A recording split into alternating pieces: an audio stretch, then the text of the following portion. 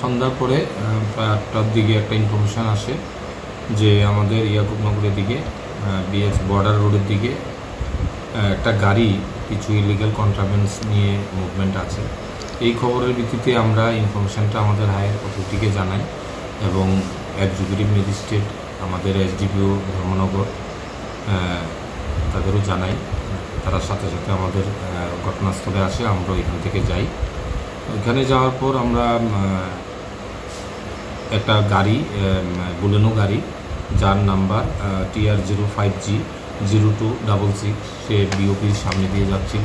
তখন সন্দেহত এটাকে ডিটেন করা হয় এবং এক্সিকিউটিভ ম্যাজিস্ট্রেট এবং সিনিয়র অফিসার ইন্ডিপেন্ডেন্ট উইটনেসের সামনে এটাকে সার্চ করা হয়। তার গাড়ির নিচ থেকে একটি প্যাকেট বের করা হয় এবং এটা খোলার পর দেখা যায় এতে সাসপেক্টেড ইয়াবা ট্যাবলেট আছে। তো এগুলা ম্যাজিস্ট্রেটের সামনে কাউন্ট করার পর আমরা দেখতে পাই এতে 1950 1950 নোজ ইয়াবা ট্যাবলেট এতে আছে।